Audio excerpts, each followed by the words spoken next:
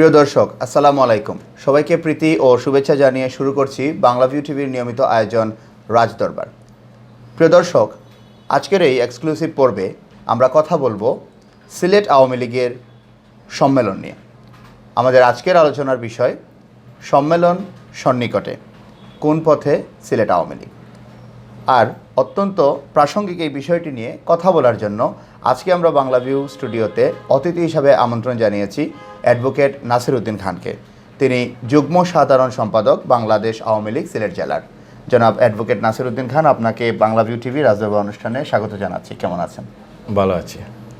জি, আমরা যে বিষয়টা নিয়ে কথা বলবো আজকে, আপনি জানেন যে 5 ডিসেম্বর একই সাথে সিলেট জেলা এবং মহানগর আওয়ামী লীগের সম্মেলন।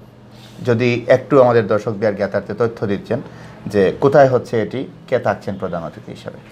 ধন্যবাদ আপনাকে বাংলাভিউ রাজদরবারে আজকের এই অনুষ্ঠানে আমাকে দাওয়াত দেওয়ার জন্য। আজকের এই যে লাইভ অনুষ্ঠান যারা দেখছেন তাদের সবাইকে আমি ধন্যবাদ জানাচ্ছি, এবং যারা কষ্ট করে আজকের এই অনুষ্ঠানটি প্রচার করছেন তাদের সবাইকে আমি ধন্যবাদ জানাচ্ছি। আপনারা নিশ্চয়ই জানেন যে আমাদের জেলা এবং মহানগর আওয়ামী লীগের সম্মেলন আগামী 5 ডিসেম্বর অনুষ্ঠিত হবে। সেই সম্মেলনকে ঘিরে আজকে প্রতিটি উপজেলায় আমাদের নেতাকর্মীরা আজকে তারা খুব উজ্জীবিত হয়েছে, এবং মহানগরের যে 27টি ওয়ার্ড রয়েছে 27টি ওয়ার্ডের প্রতিটি নেতাকর্মীরা আজকে তারা উজ্জীবিত। আমাদের যে 5 তারিখে সম্মেলন হবে, সেই সম্মেলনটি হবে আমাদের যে ঐতিহ্যবাহী আমাদের যে আলিয়া মাদ্রাসা মাঠ রয়েছে, সেই মাঠেই আমাদের যে প্রথম অধিবেশনটা সেই মাঠেই অনুষ্ঠিত হবে। ইতিমধ্যে আমাদের মাঠে আজকে সকালেই আমাদের জেলা এবং মহানগরের নেতৃবৃন্দরা গিয়েছিলেন, আমিও সেখানে গিয়েছিলাম। ইতিমধ্যে প্যান্ডেল অনেকটাই কাজ শেষ পর্যায়ে এবং ডায়াসের কাজগুলো অনেকটাই শেষ পর্যায়ে। এখানেই আমাদের মূলত প্রথম অধিবেশনটা এখানেই হবে। অতিথি হিসাবে কে থাকছেন? অতিথি হিসাবে আমাদের দলের সংগ্রামী সাধারণ সম্পাদক, আমাদের সড়ক বিভাগের মাননীয় মন্ত্রী আমাদের জনাব ওবায়দুল কাদের সাহেব থাকবেন, এবং অতিথি হিসাবে থাকবেন আমাদের সিলেটের দায়িত্বপ্রাপ্ত যুগ্ম সাধারণ সম্পাদক সংগ্রামী জননেতা জনাব মাহবুল আলম হানিফ ভাই। উপস্থিত থাকবেন আমাদের সিলেটের দায়িত্বপ্রাপ্ত সাংগঠনিক সম্পাদক জননেতা জনাব আহমদ হোসেন। আরও উপস্থিত থাকবেন আমাদের সিলেটের কেন্দ্রে যারা রয়েছেন, নেতৃবৃন্দরা রয়েছেন, তার মধ্য থেকে আমাদের সাংগঠনিক সম্পাদক জনাব মিসবাউদ্দিন সিরাজ, আমাদের কেন্দ্রীয় কমিটির অন্যতম সদস্য মহানগর আওয়ামী লীগের সভাপতি জনাব বদরুদ্দিন আহমদ কামরান, তারপরে আমাদের কেন্দ্রীয় সদস্য অধ্যক্ষ রফিকুর রহমান, তিনিও থাকবেন। আপাতত আমরা যতটুকু জানি এরাই আমাদের কাউন্সিলে থাকবেন। যদি কোনো কিছু অ্যাড করা হয় তাহলে পরবর্তী সময়ে কেন্দ্রীয় নেতৃবৃন্দরা অ্যাড করবে। বিভিন্ন সময় আমরা দেখেছি যখন সভা মঞ্চ তৈরি করা হয় একটি চমক থাকে, অনেক সময় নৌকার মতো একটি চমক থাকে, মঞ্চটি দূর থেকে দেখলে একটি নৌকা মনে হয়। এই বছর এরকম কোনো ধরনের চমক কি থাকছে জেলা মহানগর আওয়ামী লীগের পক্ষ থেকে? আসলে নৌকার মতো বোধহয় হচ্ছে না, কিন্তু তারপরেও যেহেতু আমাদের দুইটি মহানগর এবং জেলা একই সাথে হচ্ছে, আমাদের কিন্তু প্রথমে ছিল যে মহানগর হবে 4 তারিখে এবং জেলা হবে 5 তারিখে। সেটা যখন একই সাথে করা হচ্ছে, স্বাভাবিক কারণে আমাদের জেলা এবং মহানগর আওয়ামী লীগের কমিটিতে অনেক নেতৃবৃন্দরা রয়েছেন, কেন্দ্রের অনেক নেতৃবৃন্দরা আসবেন, যেহেতু ডায়াসটি বড় করা হচ্ছে, পরিকল্পনা সেহেতু হয়তো এরকম নৌকার আদলে করতে গেলে অনেকটা জায়গা কাজে অনেক সময় লাগে না, সেহেতু এরকম না করে একটা বড় করে একটু করা হচ্ছে। কেমন লোক সমাগম আশা করছেন আপনারা? আমরা তো সিটিং ক্যাপাসিটি রাখতেছি যে বিশেষ করে যারা চেয়ারে বসবেন সেটা 8,000-এর মতো, কিন্তু এরপরে যারা আসবেন তারা বিভিন্ন জায়গায় সাধারণত লক্ষাধিক অনেক সময় হয়, এরকম একটি হাজার কয়েক হাজার হবে। যেহেতু সম্মেলন, যেহেতু সাধারণ মানুষ খুব যাবে, খুব একটা যাবে না, সেহেতু আমাদের কয়েক হাজার হবে, আমার মনে হয় যে 15-20 হাজার হবে। জি, আমরা কথা বলছি যখন আজকে সম্মেলনকে নিয়ে, তখন আমরা একটি তথ্য জানি যে বাংলাদেশ আওয়ামী লীগের গঠনতন্ত্র অনুযায়ী প্রতি 3 বছর পরে আসলে এই ধরনের সম্মেলন হওয়ার কথা। সেই ক্ষেত্রে সিলেটের আওয়ামী লীগের সম্মেলন হচ্ছে দীর্ঘ 11 বছর পরে। আপনি জেলা আওয়ামী লীগের যুগ্ম সাধারণ সম্পাদক, বিষয়টি কিভাবে ব্যাখ্যা করবেন? দেখেন, আসলে 11 বছর বলা হচ্ছে, সম্মেলন হয়েছে ঠিক আছে, 11 বছর পর হচ্ছে, কিন্তু আসলে কমিটি গঠন করা হয়েছে আমাদের 2011 সালের 23 ডিসেম্বর। জি, সেই হিসাব থেকে যদি আমরা কমিটির হিসাবটা ধরি, তাহলে আমাদের 8 বছর পরে সম্মেলন হচ্ছে। জি, কিন্তু যে সম্মেলন বললে যেটা হয় সেটা আমার 2004 সালে হয়েছিল, আর 11তে হয়েছিল এডক কমিটি। সেই হিসাবে অনেক মিডিয়া বলতেছে যে প্রায় 11-12 বছর পরে, কিন্তু কমিটির মেয়াদটা হচ্ছে 8 বছর পরে। 8 বছর পরে আমরা নতুন করে সম্মেলন করছি, আমরা যারা কমিটিতে রয়েছি। আর স্বাভাবিক কারণে যেহেতু এটা এডক কমিটি হয়েছিল, আর সম্মেলনের মাধ্যমে যে কমিটি হয়েছিল সেটা 2004, সেই হিসাব থেকে অনেকে মনে করে যে 11 বছর পরে হচ্ছে, কিন্তু আসলেই 8 বছর পরে আমরা সম্মেলন করছি, আমাদের কমিটির সম্মেলন। আমরা জানি যে জেলা আওয়ামী লীগের একটি বিশাল দায়িত্ব থাকে বিভিন্ন উপজেলাগুলো, আমাদেরও কিন্তু অনেকগুলো উপজেলা রয়েছে। আপনার সেই উপজেলার কমিটিগুলো কি সময়ের মধ্যে পূর্ণাঙ্গ করতে পেরেছেন? না পারলে ব্যাখ্যাটা কীরকম আপনার কাছে?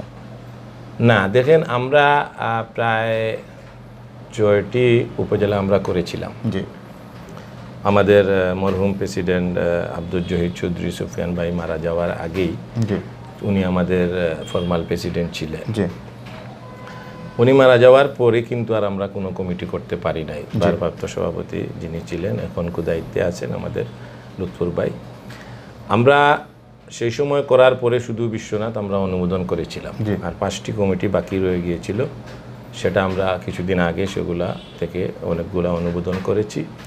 আমাদের কেন্দ্রীয় নেতারা প্রায় 1.5 মাস আগে এসেছিলেন, আসার পরে আমাদেরকে দিক নির্দেশনা দিয়েছিলেন যে ডিসেম্বরের 10 তারিখের মধ্যেই আমাদের মহানগর এবং জেলা সম্মেলন করতেই হবে। যেহেতু সম্মেলন করতে হবে, তাহলে আমাদের তো 7টি উপজেলা বাকি রয়েছে আমাদের, বিশেষ করে জেলার এবং মহানগরের বোধহয় কয়েকটি ওয়ার্ড বাকি ছিল, তারা সেগুলো করেছে। আমরা এই 7টি উপজেলায় আমরা ডেট দিয়েছিলাম, আমাদের 2-1টি উপজেলায় হয়তো তারিখ 2 দিন 4 দিন পিছানো হয়েছে, কিন্তু আমরা এর ভিতরে আমরা সম্মেলন করতে পেরেছি। প্রথমেই যে উপজেলাটি আমরা করেছিলাম বালাগঞ্জ উপজেলা, সেই উপজেলা হয়তো আপনাদেরই এইখানে বাড়ি রয়েছে, সেই উপজেলায় আমি দায়িত্বে ছিলাম। জেলার আমাদের সাংগঠনিক 13টি টিম রয়েছে, সেই টিমের আমি একটা টিমের দায়িত্বে ছিলাম। আমি এবং আমার সাথে আমাদের সাংস্কৃতিক সম্পাদক এমাদুদ্দিন মানিক ছিল।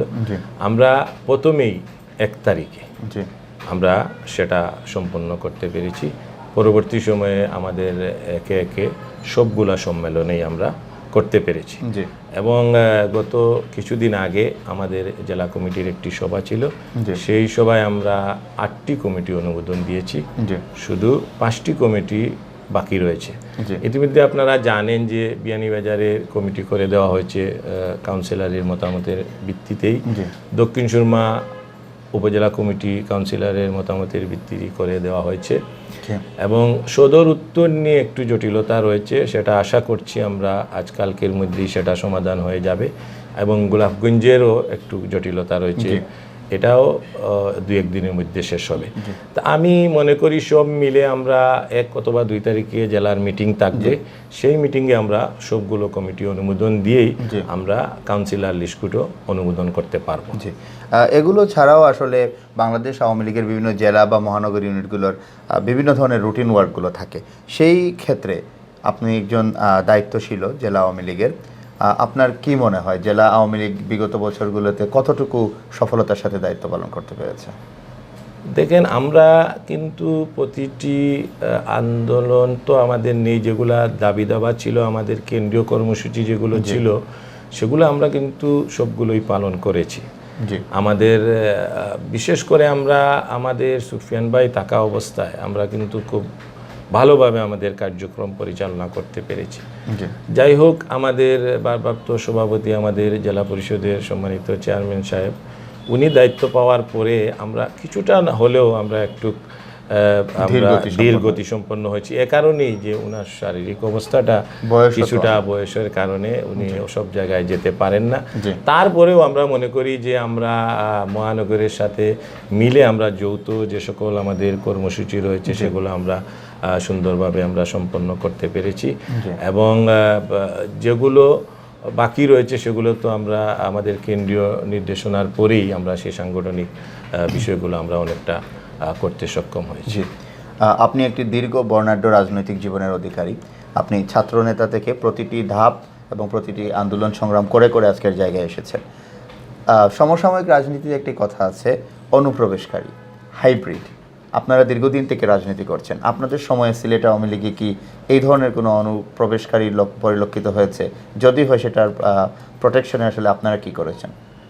আসলে দেখেন, জেলা এবং মহানগর আওয়ামী লীগ যে কমিটি বর্তমানে রয়েছে সেখানে কোনো কিন্তু হাইব্রিড অথবা অন্য দলের অনুসারীরা নেই।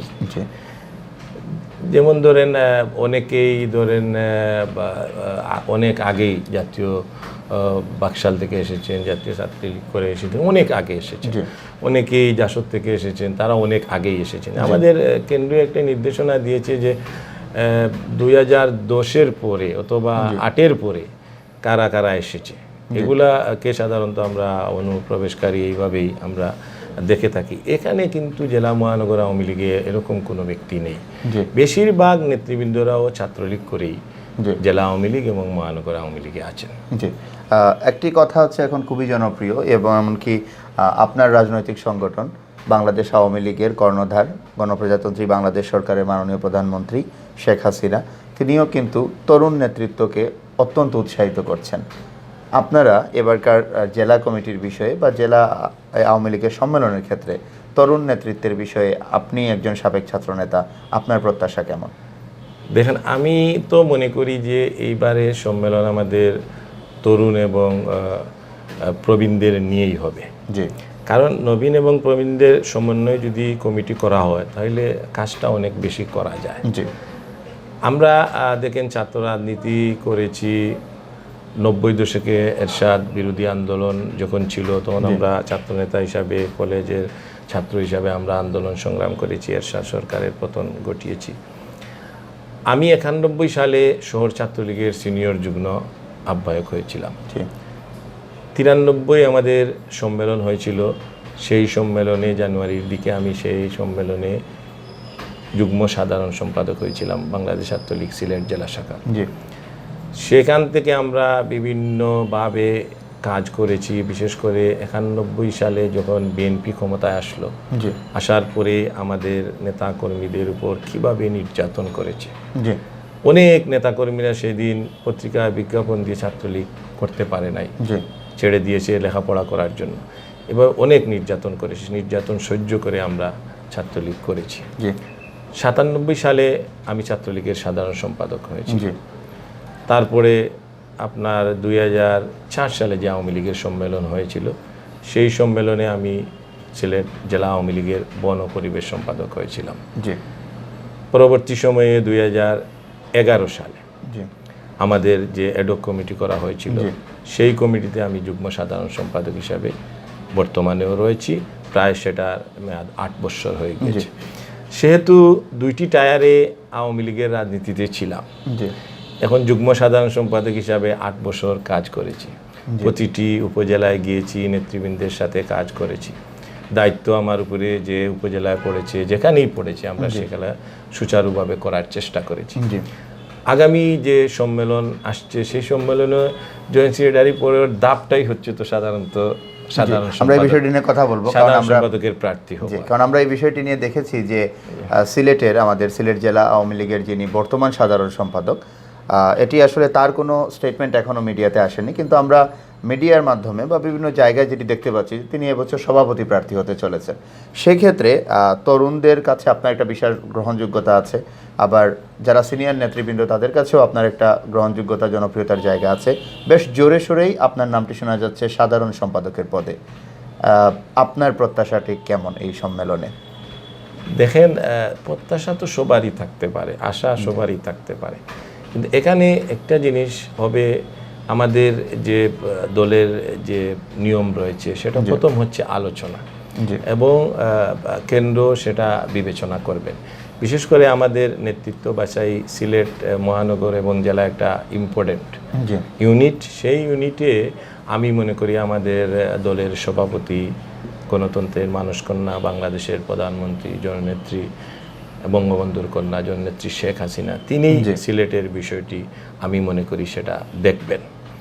এই দেখা যখন দেখবেন তখনই তো চলে আসবে আমার ছাত্র রাজনীতির কী অবস্থা ছিল, আমি আওয়ামী লীগ রাজনীতি কোন কোন ঠায়ারে করেছি, আমার ব্যক্তিগত বিষয়ে অনেকগুলো চলে আসবে, আমি সিলেটে কি করি না করি, এবং আমার রাজনৈতিক সামাজিক অবস্থানটা কি, এবং আমি ছাত্র রাজনীতিতে আমার কি কোনো ব্যক্তিগতভাবে কীরকম ভূমিকা ছিল, কোনো সমালোচনার কোনো ভূমিকা ছিল কি না, আওয়ামী লীগ রাজনীতিতে কোনো সমালোচিত ভূমিকা আছে কি না, এগুলো আমাদের যারাই ক্যান্ডিডেট রয়েছেন সবার কিন্তু বিষয়গুলো সামনে চলে আসবে। এখানে দেখেন, একটি কথা বলি আমি আপনাকে, যে দলেরও বিভিন্ন ধরনের উইংস রয়েছে, সেগুলো জানার জন্য। তারপরে যেহেতু আমরা একটি সরকারি দল, এই সরকারি দল হিসাবে আমি মনে করি এখানে অনেক গোয়েন্দা সংস্থাগুলো রয়েছে, তাদের কাছ থেকে সিলেট একটি ছোট্ট শহর, এখানে আমরা কে কি করি না করি, কার কি ভূমিকা রাজনীতি, কার কি অবস্থান এবং কে কি করেন, সবগুলো কিন্তু আমি মনে করি আমাদের সভাপতি বা বাংলাদেশের প্রধানমন্ত্রী জননেত্রী শেখ হাসিনার কাছে সেগুলো অবশ্যই উপস্থাপিত হবে। সেখান থেকে বিচার বিশ্লেষণ করেই আমার মনে হয় তিনি সিদ্ধান্ত নেবেন। এটা যদি না হয়, যদি পরবর্তী সময়ে দ্বিতীয় অধিবেশনে আমি মনে করি যদি কাউন্সিলররাও মতামত দেয়, সেই মতামতেও আমি ব্যক্তিগতভাবে আমি সেটা সাপোর্ট করি, এটাও আমি করি না, কারণ আমি প্রতিটি উপজেলায় গিয়েছি এবং প্রতিটি নেতা কর্মীদের সাথে আমার সম্পর্ক রয়েছে। সেটা হলেও আমি অপারগতা করব না, আমি সেটা হলেও আমি বিশ্বাস হচ্ছে যে কাউন্সিলররা আপনাকে মনোনীত করবেন হয়তো, যদি হয়। জি, অর্থাৎ একটি কথা, অতি সাম্প্রতিককালে আমরা যে শুদ্ধি অভিযান দেখেছি বিভিন্ন অঙ্গ সংগঠনে কিংবা বিভিন্ন ধরনের আসলে নেতৃত্বের বিভিন্ন পর্যায়ে, সেই বিষয়টি নিয়ে তাহলে আপনি বলতে চাচ্ছেন কোনো ধরনের সংখ্যায় নেই আপনি? অবশ্যই নেই, কারণ আমি ছাত্র রাজনীতিতে আমাকে যারা চিনে, সিলেটের মানুষ তারা সবাই জানেন, এবং আওয়ামী লীগ রাজনীতিতেও আমি চেষ্টা করি যে আমি যতটুক নিজের অবস্থান থেকে ভালো থেকে রাজনীতি করার জন্য, সেটা অনেকটাই আমার মরহুম পিতা জনাব আলাউদ্দিন খান, ওনার কাছ থেকেই শিখেছি। উনি বলেছেন যে কম কিছু করো, কম খাও, তারপরেও নিজে ভালো থাকার চেষ্টা করবা। সেই দিক থেকেই আমি চেষ্টা করি, এবং আমার যারা কর্মীরা রয়েছেন, সমর্থকরা রয়েছেন, তাদেরকেও আমি অনেক সময় বলি দেব, যদি আমরা ফেয়ার পলিটিক্স করি তাহলে অনেক সময় যখন ক্রাইসিস আসবে তখন আমরাই সিলেটে থাকবো, অনেক বড় বড় নেতারা হয়তো থাকতে পারবে না, আমরাই সিলেটে থাকবো। আমি আপনাকে একটা উদাহরণ দিতে চাই যে বিএনপির ক্লিন হার্টের সময় আমরা কিন্তু সিলেটে ছিলাম, অপারেশন ক্লিন হার্টে আমরা কিন্তু সিলেটে ছিলাম। অনেক বিএনপি ছাত্র দলের নেতারা, অনেক আমাদের অনেক ছাত্র নেতারা কিন্তু সেদিন থাকতে পারেন না, আমরা কিন্তু সিলেটে ছিলাম। আমরা কোনো কিছু করি নাই বিদায় আমরা থাকতে পেরেছি, যদিও আড়ালে রয়েছি, কিন্তু আমাদের এমন কোনো এলিগেশন নাই যে আমরা যেগুলো দিয়ে তারা আমাদেরকে হেয় প্রতিপন্ন করবে। জি, আমরা অসংখ্য ধন্যবাদ জানাচ্ছি আপনাকে আমাদের আমন্ত্রণে সাড়া দেওয়ার জন্য। সর্বশেষ রাজদরবারের দর্শক শ্রোতার উদ্দেশ্যে যদি কোনো কিছু বলার থাকে এবং আপনার প্রত্যাশা, এবং যদি আপনি সম্মেলনের নিমন্ত্রণ দিতে চান সবাইকে। ধন্যবাদ সবাইকে। আমি আমন্ত্রণ জানাই যে আমাদের আগামী 5 তারিখে জেলা এবং মহানগর আওয়ামী লীগের সম্মেলন হবে। সেই সম্মেলনে আপনারা যারা দর্শক এই অনুষ্ঠান দেখছেন এবং এখানে যারা কলাকৌশলী রয়েছেন, সবাইকে আমরা জেলা আওয়ামী লীগের পক্ষ থেকে আপনাদেরকে দাওয়াত দিচ্ছি। আর আমি বলবো যে আমার জন্য শুধু দোয়া করবেন, আমরা যাতে ভালো থেকে স্বচ্ছ রাজনীতি করতে পারি।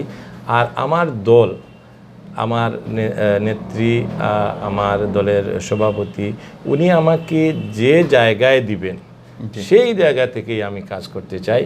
আমাকে দলে আমার কাঙ্ক্ষিত পদ দিলেও করব, না দিলেই যে অবস্থানে রাখবেন সেই অবস্থানে থেকেই আমি দলের একজন কর্মী হিসাবে কাজ করতে চাই।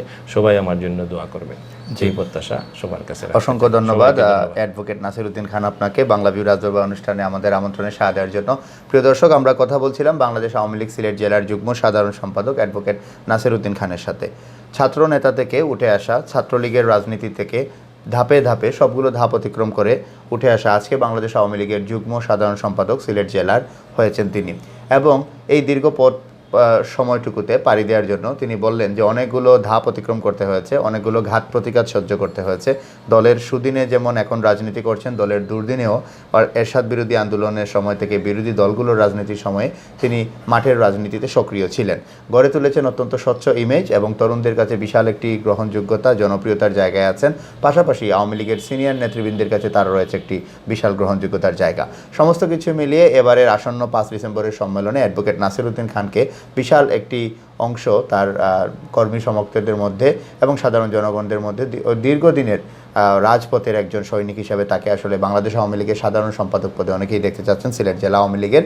এবং তিনিও সেটি বললেন যে যেমনটি বাংলাদেশ আওয়ামী লীগের সভাপতি নির্ধারণ করবেন, তাকে যে জায়গায় রাখবেন তিনি সেই আস্থার প্রতিদান দেওয়ার চেষ্টা করবেন। এখানে পদ পদবি আসলে কোনো বিষয় হয়ে তার জন্য দাঁড়াবে না, বরং বাংলাদেশ আওয়ামী লীগের একজন কর্মী হয়ে বাংলাদেশের আমাদের বর্তমান প্রধানমন্ত্রীর যে একটি স্বপ্নের যে বাংলাদেশের পথে তিনি হাঁটছেন, একটি ডিজিটাল আধুনিক বাংলাদেশের জন্য অ্যাডভোকেট নাসিরউদ্দিন খান যেটি প্রত্যাশা ব্যক্ত করলেন, যে জায়গায় যেভাবে থেকেই তিনি জননেত্রীকে, নিজের দলকে, বাংলাদেশকে সাহায্য করতে পারবেন সেই জায়গায় তিনি সন্তুষ্ট থাকবেন। প্রিয় দর্শক, আমরা শুভকামনা জানাচ্ছি অ্যাডভোকেট নাসিরউদ্দিন খানকে, শুভকামনা জানাচ্ছি সিলেট জেলা আওয়ামী পরিবারকে 5 ডিসেম্বরে আসন্ন সম্মেলনটি সফলভাবে করার জন্য। ধন্যবাদ সবাইকে। দেখা হচ্ছে আগামী পর্বে একই সময়ে অন্য কোনো অতিথির সাথে অন্য কোনো বিষয়ে। সে পর্যন্ত ভালো থাকুন, বাংলাভিউর সাথে থাকুন। আসসালামু আলাইকুম, শুভরাত্রি।